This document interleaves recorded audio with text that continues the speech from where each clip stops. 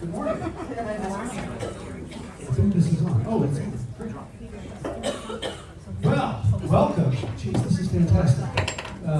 Great turnout, a lot of wonderful folks. Thank you all for being here. We really appreciate you taking the time out of your Monday to join us for this, what will be very interesting and insightful panel of experts that we've compiled.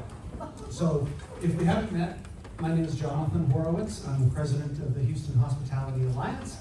I am approximately 2 days away from my 1-year anniversary in this role. Good job. Great job. If y'all don't know, the Houston Hospitality Alliance is Houston's nonprofit, membership-based hospitality business association. So we are the organization in Houston that connects and promotes and educates and advocates for all elements of the hospitality industry in Houston. So that includes restaurants, hotels, venues, attractions, museums, theaters, all of the wonderful things that make up our incredibly diverse and successful hospitality industry in Houston. So I want to make sure that everybody is aware that we are continuing this education series. This is number 2 out of 4. We've got another one coming up later in October, which is actually going to be really relevant to a lot of the hospitality businesses here in Houston. It's on public safety, and we're going to have, Larry Satterwhite, the former interim police chief, who's now head of Homeland Security and Public Safety in Houston, Chow Win, who deals a lot with domestic violence and human trafficking. So a lot of big issues that will be covered. That's October 24th. And our final one is in November, and that's going to be on HR and labor laws. And we've got some fantastic folks coming to talk to specific hospitality industry issues related to those things. TWC, Texas Workforce Commission, Department of Labor, Southern Smoke, whom you all know. And beyond these things, we've got some great planning coming up for next year. We've got wonderful programming, a lot of events. We're very, very fortunate that we're able to participate in a lot of events and support a lot of events that go on around the city. And we've got some fantastic partners to help us do that. However, as a membership-based organization, our revenue comes from membership dues and partnerships and sponsorships. And I want to encourage all of you to consider becoming members of the HHA. That's how we survive, that's how we go on. And we can continue to do the great things that we're doing to support the hospitality industry and promote the hospitality industry in Houston. So there are folks around here that can certainly help you with that. Katie, wave your hand, please. Hillary in the back as well. Angie's up front. They are a part of our team, and I certainly wouldn't be able to do what we do without them, and certainly appreciate all their help. Please feel free to reach out to them to get more information at HHA. A quick thank you to the Limbar, which is the fantastic restaurant upstairs, for providing lunch today. David Cordua, one of our wonderful, well-known, fantastic chef families here in Houston. Also, have y'all tried the ice cream yet? I mean, that is a serious Snakey, wave your hand. Thank you so much for being here. Gallivant Ice Cream. Both Limbar and Gallivant are HHA members, so there you go. Good reason to join. I want to thank our board members who are here, and again, obviously the staff for making this possible. So, without further ado, I would like to take the opportunity to introduce our moderator and our 4 panelists that are going to be talking to and with you today. So, starting with our moderator, Jackie Wallace. Jackie is our board secretary at the HHA. She is the assistant vice president of communications and public affairs at the Houston Zoo, another proud HHA member. She has over 2 decades of leadership in marketing and public relations and has been at the zoo since 2014.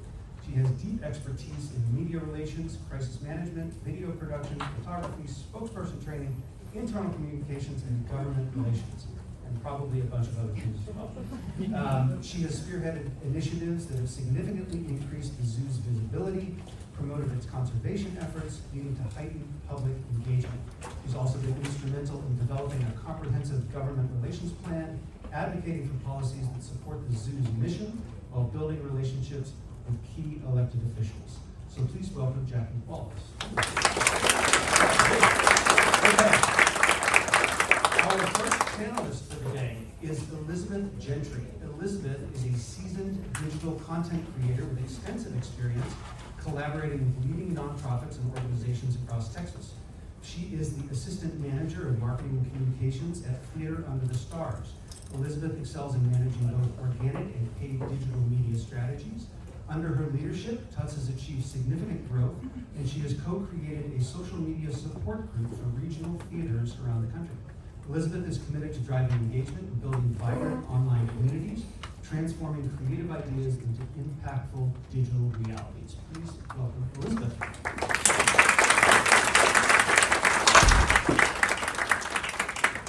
Our next panelist is one of my favorite people in the Houston hospitality industry, Phaedra Cook. Phaedra is the editor and publisher of Houston Food Finder, a digital publication that has covered the greater Houston area restaurant and bar scene since November of 2016. She started her food writing career more than 14 years ago, contributing to articles in the Houston Press, Houstonia, and My Table magazine. Before founding Houston Food Finder, she served as a restaurant critic and food editor for the Houston Press. Phaedra is known for her broad knowledge of the food and beverage scene, her insightful writing, her advocacy for local restaurants and chefs, as well as for consumers. She is proud to lead and mentor a team of freelance writers, passing along the importance of food journalism and creating quality work for Houston Food Finder's readers and social media followers.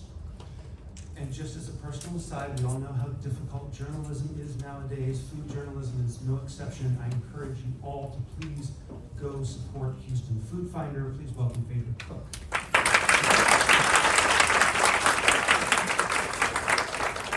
Our next panelist is Rachel Austin. Rachel is the founder and owner of Hometown Social, which she established in 2013, and she's the owner and CEO of Rachel Austin PR, which was just established earlier this year. Rachel's businesses provide customized strategic marketing, reputation management, social media, branding, and public relations services for the hospitality, retail, and entertainment industries. Hometown Social and Rachel Austin PR service more than 40 hospitality businesses based here in Texas, including James Beard Award-winning and nominated restaurants and chefs. The Houston Business Journal recently named Rachel to its esteemed list of 40 under 40 Houston leaders. Please welcome Rachel Austin. And finally, Lenny Ambrose. Lenny Ambrose has been the Chief Marketing Officer of HHA member organization, St. Arnold Brewery, for the past 17 years. Yes, even when the company was brand new in a super hot warehouse and before it moved to its current palatial estate just outside of downtown. Lenny has been there since the beginning. He started his career as a sportscaster in various markets around the country. And when he decided that he was done with local TV news, he turned straight to beer. Working for a small and independent company like St. Arnold, Lenny has had to dive into the true grassroots of the craft beer industry and works daily to build the community that is such a vital part of the St. Arnold culture. You can still hear Lenny telling stories about how he would have to explain what Twitter was and how to sign up for it in the original St. Arnold email newsletters, which I remember getting many, many years ago and still get to this day. So Lenny, thank you for being here. Please welcome Lenny out there. And with that, I will leave it to Jackie to take us from there. Thank you, Jonathan, and thank you all for coming. I don't want to put my back to anybody, but I'm going to turn around because I want to be able to see our speakers here. I have just a bunch of questions, and if we get to the end of it and I didn't ask something you want to know, hopefully we'll have time for those as well. Hello, y'all. Let's make sure your microphones are working. Everybody's got to turn your mics on. Elizabeth? Testing. Then Phaedra.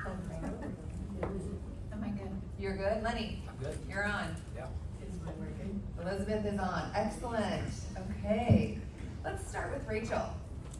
Yes, Rachel, in our industry, relationships are everything. How do you approach building and maintaining media relationships in Houston's ever-evolving journalistic scene. Any advice for newcomers trying to break in? Yes, absolutely. So first, I just wanted to ask, how many of you here are media communications professionals, whether it's PR, social media, digital marketing? Can you raise your hand? And then how many of you here are restaurant owners, business owners? Okay, cool. So about an even balance here. So I'm gonna try to speak to both sides because I would have different things to say to both. So I think that one of the most important things about pitching is, number one, identifying the right person to pitch. So, for example, I have software that does that for me, but if you are a business owner, you're kind of new to this, you don't have software, a really great way to do it is, so for example, if I were to want to pitch, a story about food to Phaedra, I might go and look on Houston Food Finder, Houston Press, kind of all the publications that she's written for, and see what her thoughts and feelings are about it, like what she's written about in the past, Education is so important, and the power of the internet gives us the ability to do that legwork, do that research, and it's so important to know who you're pitching and why you're pitching them. The second element I would say is that you have to really consider if the pitch is important to you or if the pitch is important to the writer. And so I know that a lot of my job is convincing writers that my pitch is important to them, but in another capacity, you really have to consider the appropriateness of what you're pitching. So for example, a really great way, if you're brand new in this, a really great way to kind of dip your toe in the water would be to find out what the editorial, like, is Halloween coming up? Is there, a big, or the Astros going to the playoffs? Like, kind of following along with what writers are already writing about, and then creating a special or an event or some sort of tie-in to what's already on an editorial calendar.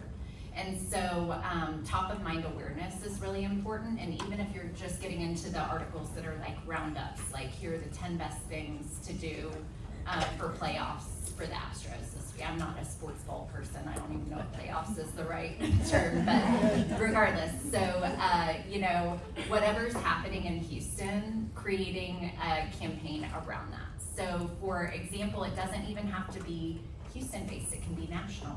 So one great example that we had last year was Barbie.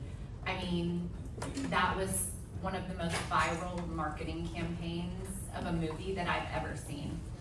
And it was a fantastic opportunity for local restaurants and bars to jump in on the fun, get some extra business, get some visibility, and I would just say paying attention, and not just on the level of the content of your pitch, but who you're pitching and why.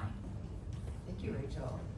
Speaking of media relationships, Phaedra, from your perspective as a journalist, what are some of the most common missteps you see hospitality businesses make when seeking media coverage, and how can they better align those pitches with what you're looking for? I don't know, I'd call them missteps, but there are times where we receive press releases or emails or social media messages about something that really isn't what we would call coverage worthy. I tell people frequently the root word of news is new. We're looking for things that are interesting and fresh, and most importantly though, what guides our coverage on the editorial side is what is in service to our readers. What do they need? What do they care about when they're looking for a place to go dine, or they're interested in finding a bar or speakeasy to visit? Like, what do they care about?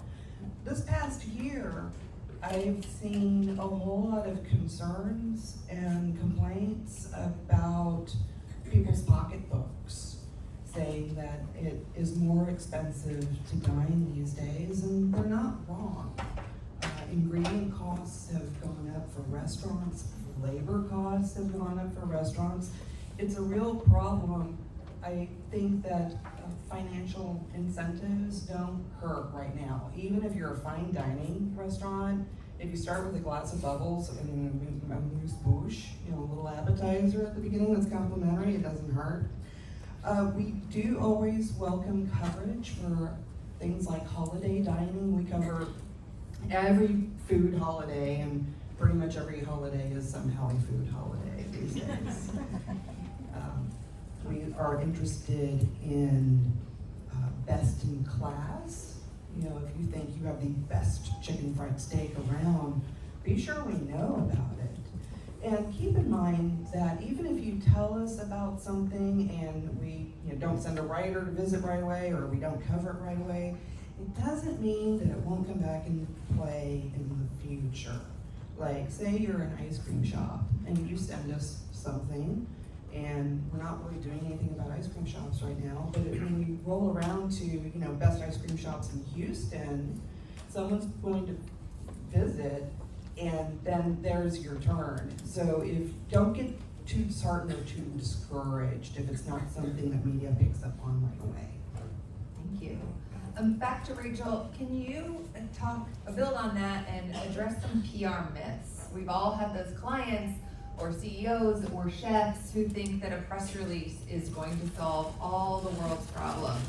What are some doozies that you've encountered, and how can you bring folks back to earth without bursting their bubble? Well, one conversation that I have with every prospective client that I bring on is that there is no silver bullet in marketing and PR. So if you hire a publicist and create some viral campaigns, you might be packed to the walls for 2 weeks, but it will die down. And so you kind of have to look at PR and marketing as a pie, and PR is one piece of that pie. It's an important piece, but it's not more important than social media. It's not more important than advertising. It's not more important than community engagement. So I would say that, that's one of the most common misconceptions of prospective clients is that if they hire a publicist, they're just gonna go, their business is gonna go through the roof. So, I think that, I'm so sorry, can you repeat the end of that question?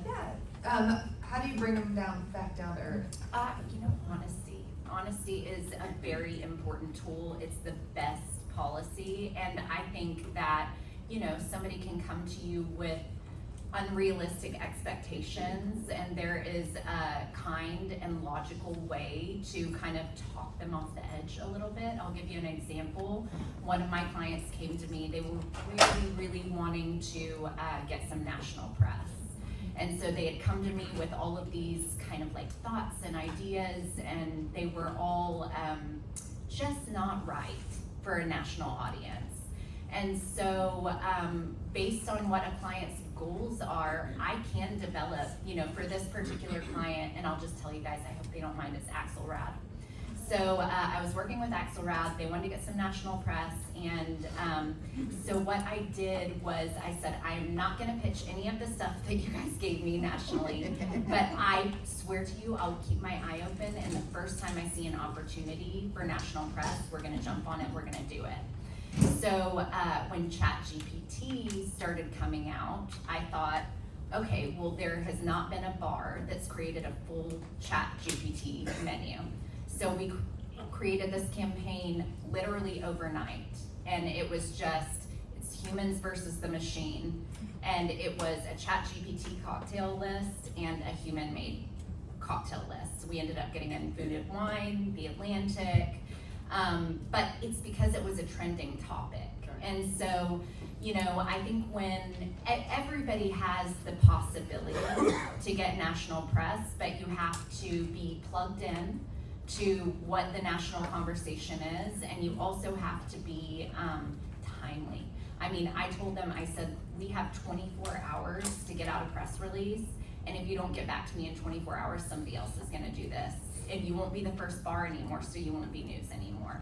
And I mean, they got it back to me like within an hour. So, yeah. Thank you. Lenny, you've been with St. Arnold's for more than 15 years, 17 to be exact, which is remarkable in our industry. how have you adapted your marketing strategies to stay relevant with changing consumer behaviors, particularly in the rise of craft beer culture? That's a big one. Hi, everybody. Why did you laugh when she said my name at the beginning, when Jonathan introduced it? Hopefully I can add a little bit of beer sunshine to your day today. Honestly, for me, while it has changed, the core principles have stayed exactly the same, and and everything they're talking about, Rachel and Phaedra are talking about, it has been for me just relationship building over the years, and sometimes that pays dividends immediately, and sometimes it's something that, you meet somebody at an event, and then a year and a half later, they have you on the show to talk about whatever. That just happened with us and the Nightcap on Fox. I met the host at an event a long time ago, pitched something to her, didn't hear anything. The producer ended up at the beer garden one day, we started talking about it more, and it finally kind of came through. So that's not any different. Honestly, it is meeting people and continuing to reach out to them, and gone are the days for us where it's just a press release that you type up and you email out and that's it. We find better, because we usually do that kind of thing ourselves in-house, and occasionally we'll bring on outside help, but usually it comes from our staff. I'll send a formal press release out, but it's more of just a text to reach out to somebody. Hey, we have this thing coming up for Oktoberfest. We have 30th anniversary stuff coming up. Our 1,000,000th barrel, we will be celebrating our 1,000,000th barrel of beer brewed in the next month or so. So that'll be some kind of outreach, but it's more texting somebody, running into them, than just hoping that press release does all the heavy work. And on relationship building, for us, I've really tried to make St. Arnold ubiquitous in people's lives, which I know that sounds like a big goal, but do they see us on social? Do they see us on a consistent newsletter filled with good content? Are they seeing us at a community event for the Buffalo Bayou Partnership or the Houston Zoo? Are they seeing us on the Nightcap on Fox? It's trying to be everywhere to get people's attention somewhere, because right now we live in a world where the most food and beverage are available possible in human history. So everybody has every option they want, whether it's online ordering or whatever. So you just have to stay relevant with what you're doing in their lives and kind of expand your circle of influence that way. And that's been the same since I started in 2007 there. Thank you, Lenny. And Elizabeth, on that track, how do you balance the traditional PR efforts with the growing importance of social media, and is there synergies between the two? I mean, absolutely there is synergy between the two. So the way that we work at Tuts is that I work alongside our communications manager, and she is in charge of all of our traditional press, so press releases, things like that, and I run the Theater of the Stars social media accounts. And so with that, it just allows you to dive deeper. With our press, I will usually tag along and I'll film behind the scenes videos and share them to social media. So not only are you getting the story, but you can come to our channels and see a little bit more of like behind the scenes and get emotionally connected.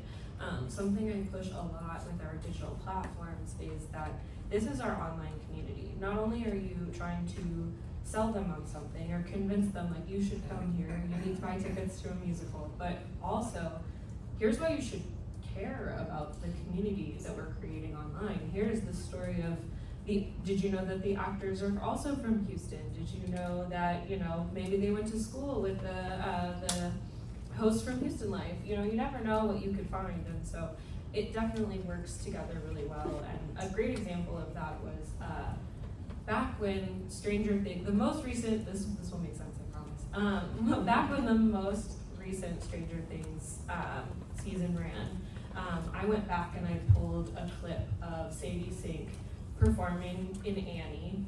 Sadie Sink, the one with the red hair, Max? Yeah, okay. And I pulled a clip and she performed as Annie in our production, 2011-ish.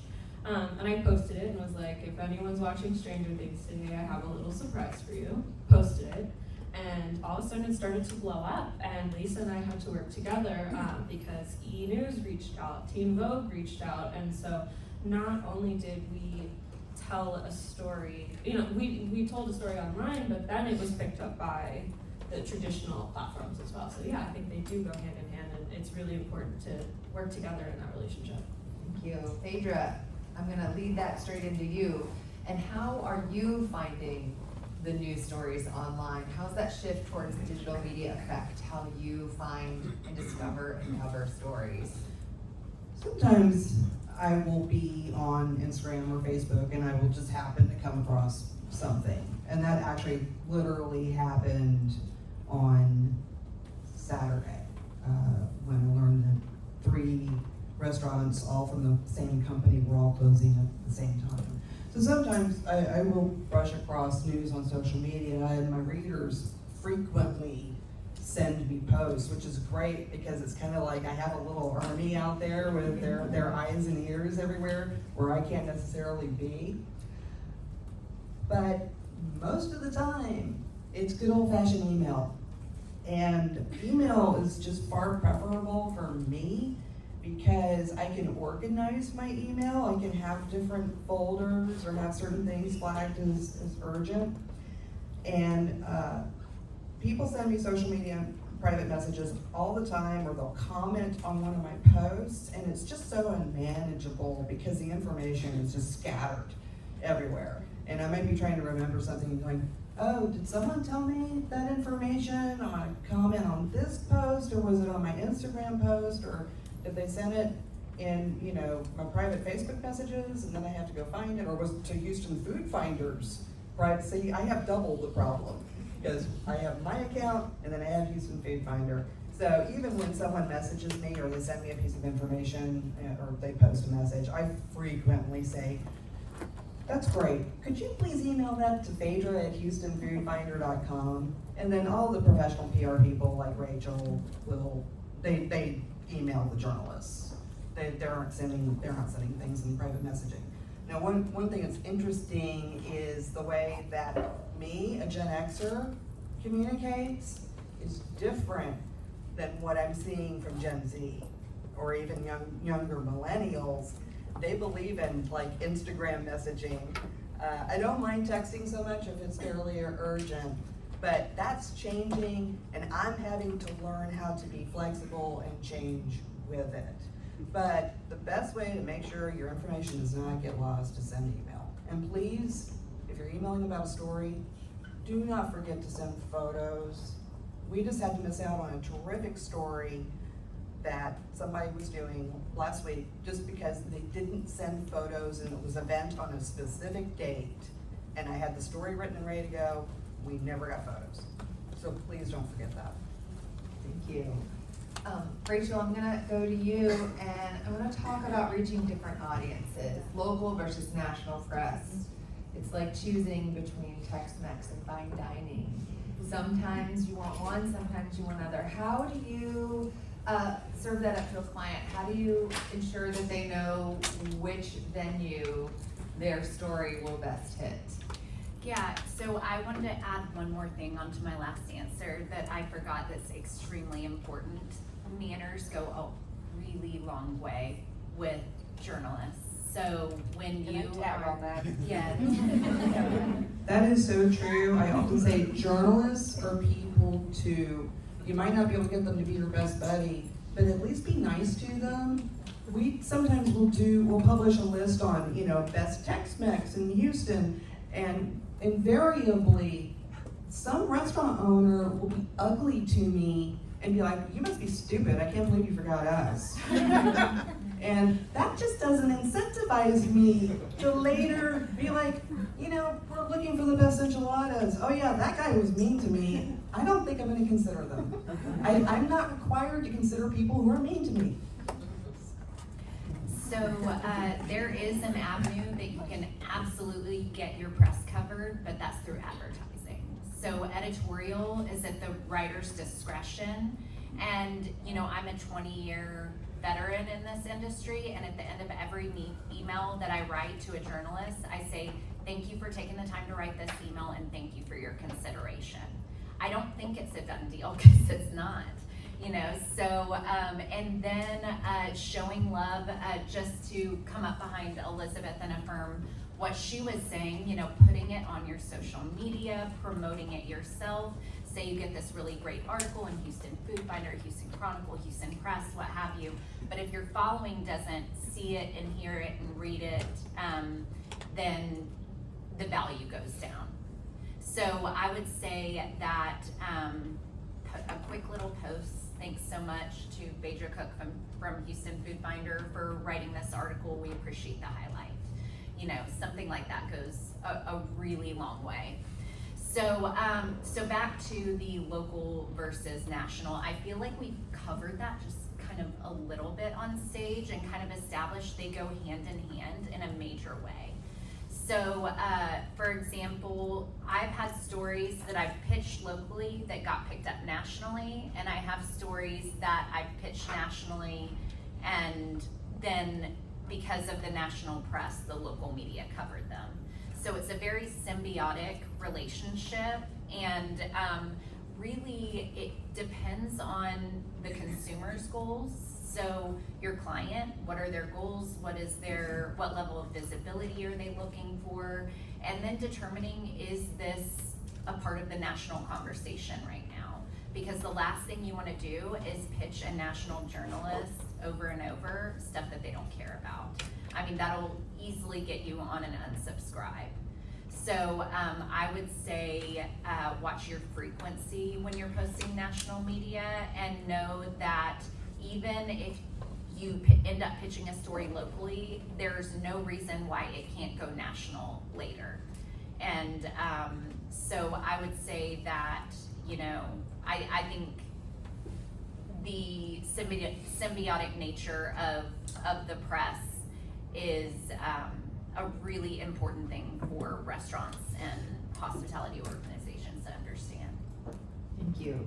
Lenny, St. Arnold is extremely good at brand authenticity. How can you share an example of a campaign that has really resonated with the customer base, and tell us about the strategy behind how you measured that success in terms of brand loyalty? So don't say authentic. That's one thing. Because as soon as you say authentic, you're no longer authentic. We're authentic. Is that right? You have to tell us. I can say it. You can't say it. That's right. Yes, I yes, can yes. say you're authentic. You guys are so authentic, and I say, oh, thanks. So I'm gonna bring it to you a little bit, and the Houston Zoo. I don't consider this a campaign. I'm going back to relationship building a little bit. To me, the most authentic ones grow organically, and that the partnership that we have with the Houston Zoo, if you go to the Houston Zoo, you can find our beer everywhere. And it isn't just because, you know, we were good salespeople and going in and telling we have good beer, which we do, and we are good salespeople too.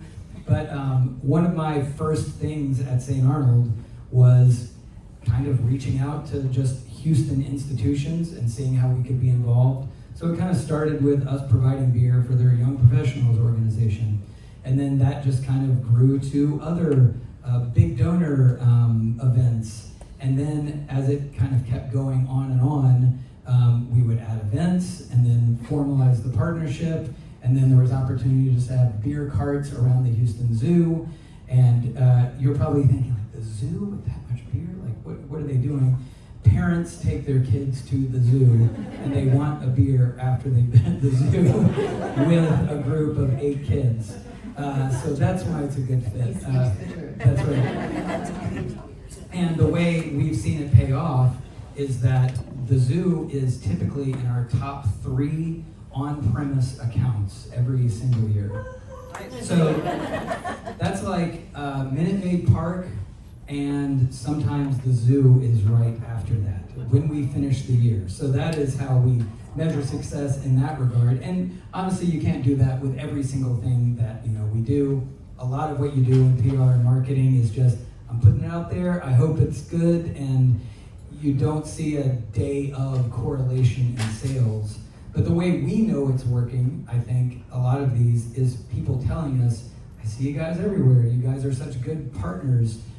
Houston First, when they bring tours through town with out-of-town journalists, we're always one of the 3 or 4 stops that they make when they come through.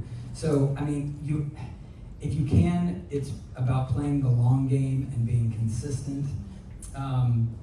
Newsletters kind of came up a little bit. I know this is a little bit of a tangent, but newsletters still work. I know it seems like antiquated and old and everything is social, but people will pay attention if they're getting deals in their newsletter, and then make it pay off for people. That's another way to make sure that everything is working, is don't send them things if you don't plan on it paying off once they open your newsletter. Otherwise, they're just going to delete it before they even look at it.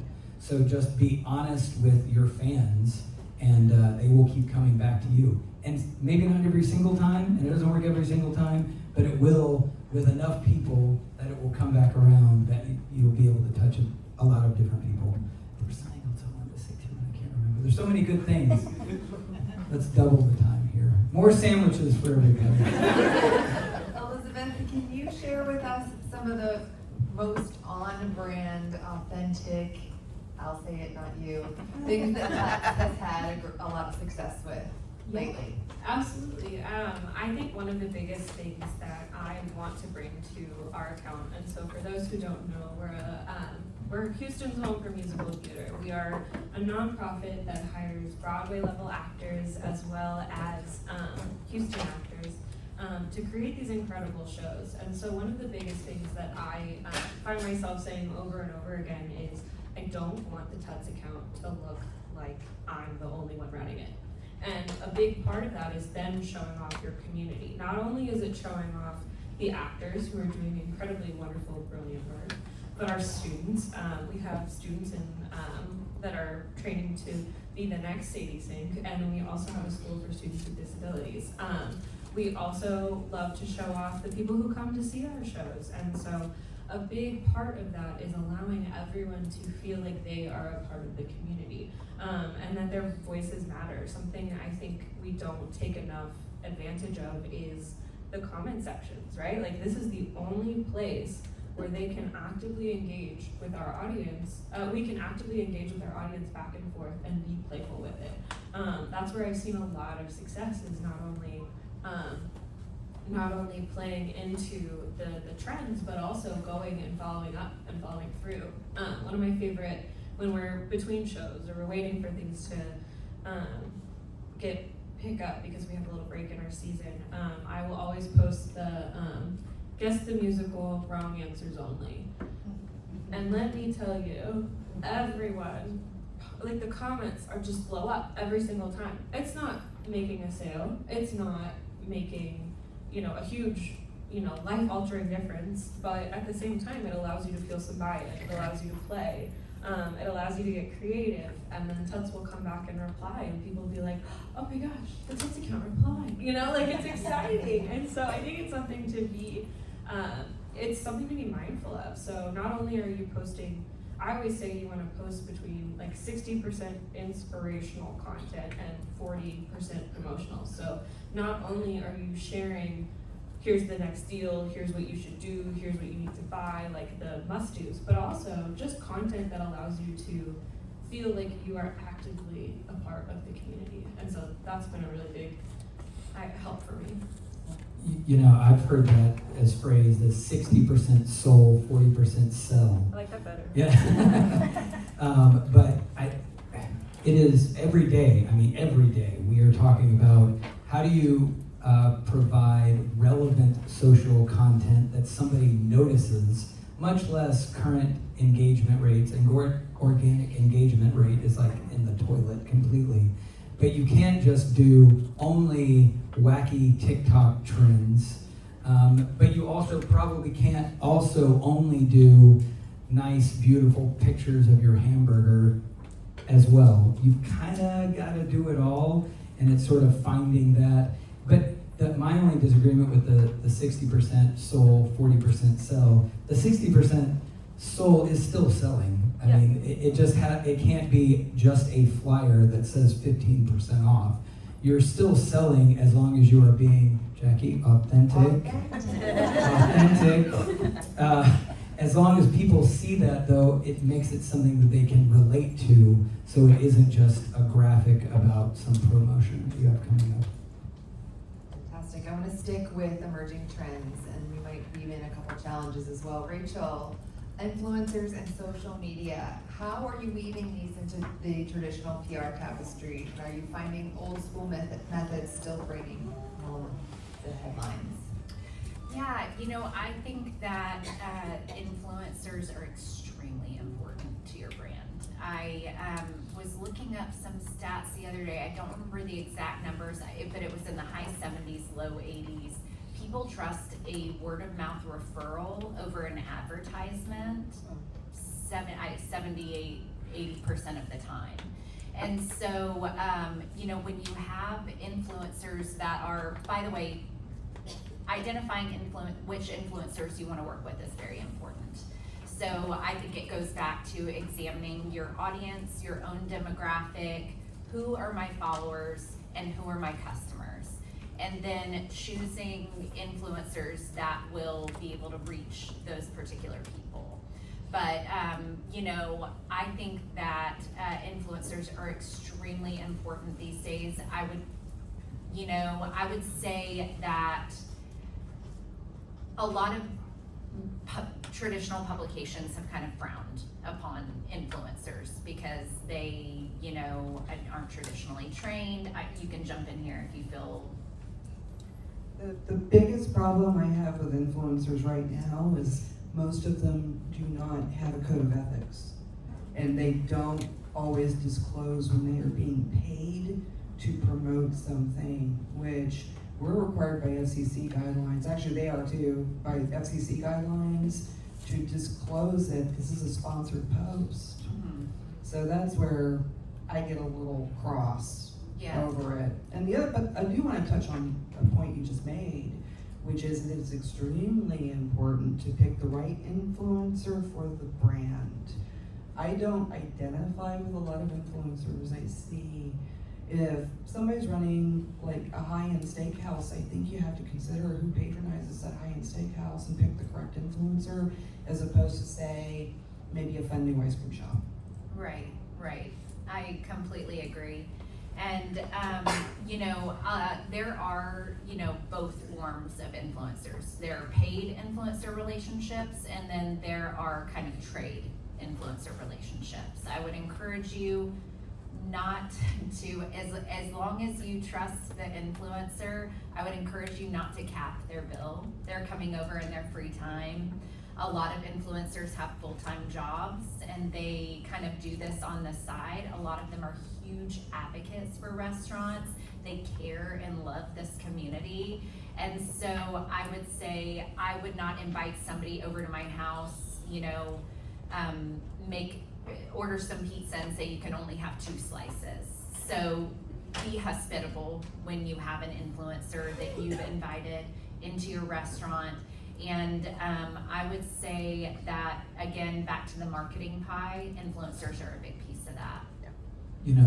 Rachel, when we talk about that, we are trying to think, we dabbled in influencers just a little bit. Very little financial piece, and then it's been more like come to the beer garden, get a free tour, get beers and lunch for a small group or whatever.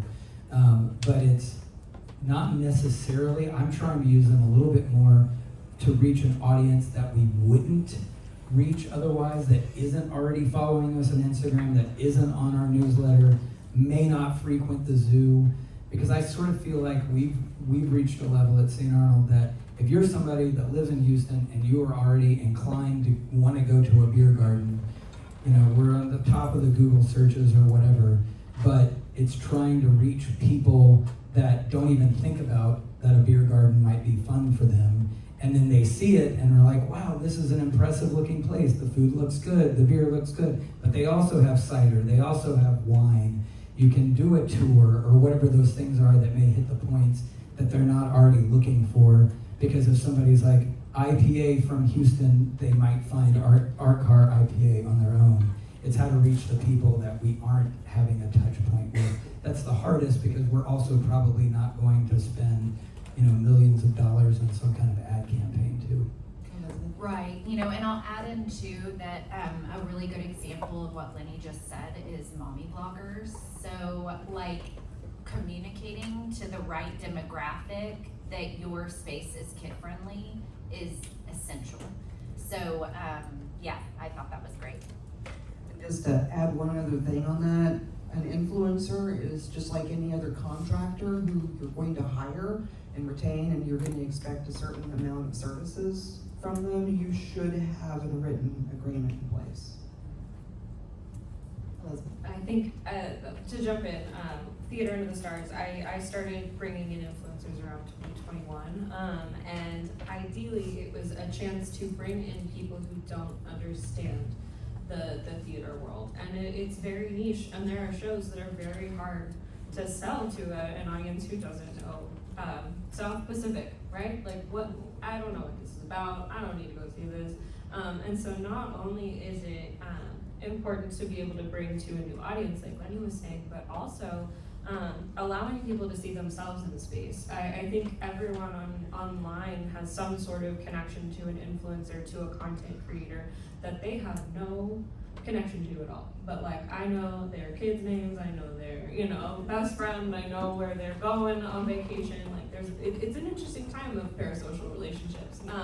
But those are actually more, it allows you to say like, oh, if they liked it, I probably would go like it too. And so it's one of the things of, yes, choosing your influencers is very important, but there have been multiple times where we've brought in lifestyle influencers who have nothing to do with theater, have never been to a show, and fall in love and are just so excited and are the ones that are actively advocating for theater now constantly. We've built the relationships in the community, and so it's a difficult balance, but these are people who will also go out and advocate for you in your community. And then on top of that, I always like to say using influencers, everyone in the room is technically an influencer, right? If you post about this event on social media, you're talking about HHA, And so the idea that you can also optimize your own audience as people to say like, oh, I went to this event and you totally need to come too. That's going to make an impact. And so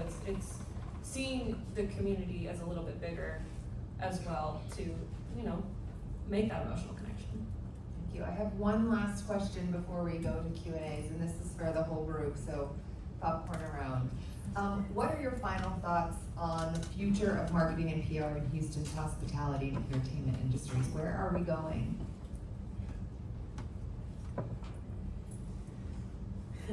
Who's got a crystal ball? I remember saying, oh, I agree with what you just said. And I somebody else talk first. I think that as Houston continues to expand and grow, there's 7.5 million people in the greater Houston area last time I checked. One really awesome thing about Houston is that it's the most culturally diverse city in America. As a matter of fact, I got in a fight with a tour guide in New York about this very point and made him Google it on the spot. We speak more languages in Houston than any other city in the United States, so that's a huge deal. So I think staying connected to your community is a really big deal. Houston is an awesome, awesome place to live. You would think that I worked for Houston first in some capacity, the way I talk about Houston when I leave the city. I mean, my husband's here, he'll tell you, I'm like in elevators like, hey, have y'all visited Houston? It is awesome. The food is so good, the nightlife is amazing, there's something to do, there's this beautiful music culture in the city of Houston. So I would say that the future of Houston's hospitality industry is very bright. I think there's enough business to go around, and I think that we just all need to enjoy the ride. I want to jump in and go ahead and say, I completely agree with all of that, but as well, like, collaboration is really important, right? Like, something that I feel very lucky to be a part of is bigger conversations of how we can all work together, right? A friend of mine said one of the most precious resources is time, right? And so you are always worried about where am I going to spend my time? How am I going to spend my time? And that's the biggest thing we all technically compete for. But at the end of the day, like, we're all able to work together to say, like, a great example is we are working on Little Shop of Horrors, which, for those who don't know, it's about a plant that eats people. If you want to learn more, go to tuts.com, get tickets. But we worked with the Houston Botanic Garden and brought in someone to talk about carnivorous plants. And it's completely different audiences, but it was perfect because it made the theater people more excited, it made the plant people more excited, and we were able to cross-promote, and we're potentially working on something to share as well. I've seen the Alley do the same thing with UT Health, where they talk about an illness in the show and what would that look like in real life. And so there are a lot of opportunities to highlight and bring each other up and bring each other into our communities, right? So the theater community might be different than a restaurant's community, but what if we partnered together and now people can know about theater and go to our restaurant? There's a lot of collaboration that we can do as well. So I think that's really important. I always joke that the Instagram collaboration button just came out and I'm going to use the heck out of it, so. Speaking as a journalist who relies on PR and marketing professionals to make sure that I have information that I need to know, PR and marketing, it's incredibly essential today. It's going to be even more essential tomorrow. And I realize, the word hospitality, this extends to hotels, extends to entertainment, restaurants and bars is kind of just my area of expertise, but I tell people all the time, Houston's the land of 10,000 restaurants. And if you don't necessarily have to, it'd be great if you have someone like Rachel. And I always appreciate, by the way, how you always have like the package of stuff a journalist needs. I don't have to come back to you and be like, you didn't send photos. Or what's the address? But if you can bootstrap some of that if you're an up and coming business owner, where you feel like you don't have the resources, you can send your own press releases. You can look up your local journalists and nearly always find their email address or a way to contact them. Don't be afraid to do that. Again, journalists are people too. And then it's also, there's been some talk on this panel of relationship building. I know who Lenny is. Of course a lot of people do.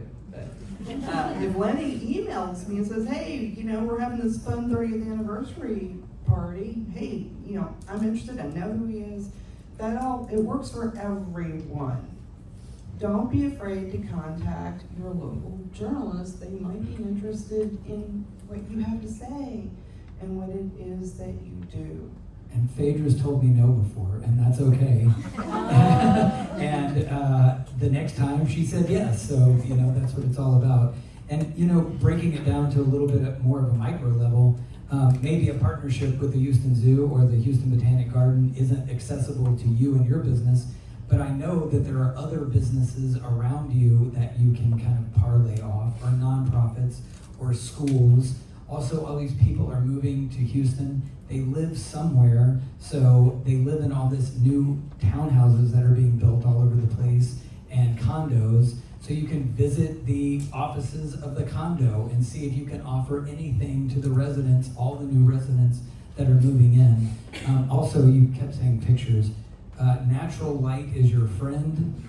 If you're taking your own pictures, all of our phones are way better than they used to be. They can take great pictures. You don't always have to hire a photographer. You probably don't even need to ever. Watch some tutorials on your iPhone and natural light. Do not take pictures inside. Or videos. You can do great videos too. And if you want to use a mic, also a long time ago I heard somebody say, if something sounds bad, they'll watch it for 1 second. If it looks bad, they'll watch it for like 10 seconds. Basically, if you're doing a video, make sure people can hear you. And you can get cheap mics on Amazon that plug right into your phone under $50 now. So no excuse for it not to look good and professional. And one more thing I want to add on to that, and I'll be quick, I know it's Q&A time, but diversity in everything that you put out from your business is extremely important. Just tagging on to this is the most diverse city in America, so let's let our businesses and our pages reflect that. So a really good example of that would be if somebody was having an event, posting about it all the time on social media, but the only people in the pictures were men. I wouldn't feel like, oh, that looks like I can envision myself there. I don't think, so that goes with every, race, creed, religion, what have you. So I would just make sure that you are putting out content that's representative of who we are as a city. I think it brings us closer together. Excellent, great point. Now, I'll turn it over to y'all. What questions should I have asked? So we have a case study here. We have this young lady giving her ice cream out, and we have five marketing professionals. How would you advise her? The next step after giving away your ice cream at events like today. I'll ask a question. Is your social media posted over there? Your social media account handle? Yeah. It's over there? Oh, You mean over here? No. yeah. That's what I would say. Make it easy for me. I'm stupid. I don't know how. Make it easy. I also think a really great way to track ROI, ladies, when you're in an event like this, is to create a bounce back coupon. So, for example, you could hand out coupons that are specific, say, HHA, event. It's a redemption code. It lasts like a month, and you give them $1 off or something like that. So it's somebody who's already expressed interest in your brand, and hopefully will become a repeat customer. Real quick, what is your social media code? What's your social media handle for everybody in the room? For Instagram, it's Gallivant Ice Creams. She should pay me for this. Good afternoon, everyone. For Instagram, it's Gallivant Ice Creams, and I believe even for Facebook, it's the same. I'll jump in too and say that is also, if you have a photo opportunity, I mean it's tricky because this is a very pick up, set up, put down. But we always try to have a big old sign that says follow Tuts on social media with our one hashtag and our @ and you can. I'm shocked at how many people will take a picture with the follow us on social media sign. But some sort of something, if it's a picture with the with the cart and things like that, that's great. I think that's the first step. Reach out to a local school and do a, root beer float day for the teachers, or teacher appreciation day, or a local nonprofit that's close to where you guys office or something. Just start building that core circle right around you, and then you can broaden out. And email your local food journalists too. They told me earlier they're getting ready to go into HEB. And they're already in Whole Foods and who else? Kroger. So you're a local success story, right? You should tell your story. I'm sure there is a story behind it too, that it isn't just ice cream, that you learn from somebody to make ice cream, or the recipes are based on a family recipe or something culturally too. So I just wanted to add that events like this also is a good opportunity to add people to your direct email list.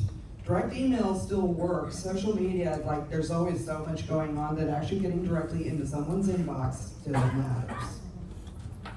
Any other questions? Yes, go Don't ahead. give us that ice cream for free. Just give us your email address to get the free ice cream. There you go. The QR code, yeah. Or a business card draw. Right, yeah. That's what those are for. By the way, I think everyone's trying the mango. Try the saffron. Excellent. There was a time back in the day where if you opened a restaurant or a business and you had, let's say, $5,000 to $10,000, it went a long way. I think that time has changed. So like, what would you tell someone that had a new business or a restaurant and they had X amount of money? Like, what is the best bang for your buck these days in that spend? What would you advise?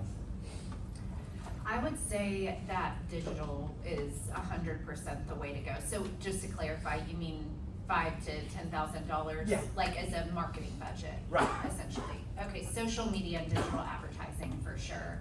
And then I honestly would find the right partner, somebody who's kind of willing to customize their plan, work with you. Anytime I send out a proposal, I say, if this number is not the number you guys had in mind, I really want to work with you, so just come back to me and let's figure it out together. So you want to work with human beings who like care about your business and you personally and want to see you succeed. So I think finding the right partnership in professional services is extremely important. And then I also think that as much as I love print, I'm a supporter of print. I get papers and actual magazines at my house every single week and month. But when it comes to bang for your buck, it's going to be digital advertising. And I'll jump in and say as well, with digital advertising, yes, the paid matters, but also having the organic, which is something you can create yourself, is so important, because the organic allows you to meet more new people and bring in new people to your business, while paid will specifically target an audience, right? You want people in their 30s that like XYZ, and it can allow you to target. As well as there are a lot of opportunities to do things like an abandoned cart online. So if you go to purchase, and for us, if you go to purchase tickets, and you're like, you put them in the cart and you're like, maybe later. And you walk off and you go and you come back and you start looking online, you'll start to get specific ads that are genuinely just because you left those things in your cart, right? So then you can add in a discount. And so maybe, oh, you didn't buy tickets to come see the show? Well, now there's a 20% discount. Are you sure you don't want to come see the show? And so we'll do things like that, or a post-purchase upsell, which is the same sort of concept of like, you've bought your tickets. Oh, but don't you want to come see the next one? And so there are a lot more things you can do in that targeted, take your list, put it through, make sure it's hitting the right people. But organic is going to bring you in more people to add to the digital page. Treat a product, if you have a consumer product, as a marketing expense. So maybe a portion of that $10,000, whatever it is trying to be a part of food and drink festivals, or a festival where ice cream samples you can hand out and have the QR codes, everything like that already ready to go, but definitely treat product donation as a marketing expense. Last question here. Hi, my name is Judy. I'm with Houston Repertoire Ballet. We're a pre-professional ballet company in Northwest Houston. My question is, you talked a lot about influencers. How do you find that person? How are you finding an influencer that's going to make people bring families to our ballet productions? How does it happen? Where are these magical people? I think the first thing you want to do is start off with see who your customers are following, right? Like the people that I'm following online are going to be different than the people that Jackie might follow. And so what you want to do first is see where are you getting your information, right? For me, I love, I think everyone knows, It's Not Hugh, It's Me. She's a wonderful, wonderful influencer. And maybe she's not the right fit for you, but who is she following? Who is she engaging with? And it's a little bit, I don't know how to say it nicer than social media stalking, but I feel like a big part of it is even micro-influencers, I don't think we give them enough credit, because micro-influencers are people that most of their followers are their real life friends, right? And so it might be, if someone is posting like an influencer, maybe it's better to give them access to tickets to come see a show and post about it to bring more people in. And so it's a combination of looking at what content creators are people that you want to have in your audience. And who's already following you, right? Who is engaging with you and looking at their numbers, and you might be surprised that there might be influencers already engaged with you, but they haven't been activated properly. And I wanted to add too, just don't underestimate Gen Z, guys. There's a lot of rhetoric out there right now about, you know, how, you know, they're kind of different in a work environment, but Gen Z is full of ideas, they are full of creativity. I'm an old millennial, and I say old because I'm like the oldest. I think I'm 82, I was born in 82. So, anyway, I am really good at picking up on trends. Gen Z is good at creating trends. And so if you don't have young people in your business, I would highly encourage you. I have 2 Gen Z employees from my company here today, and they are the bee's knees. So hire a Gen Z, hire a young person. All right, well,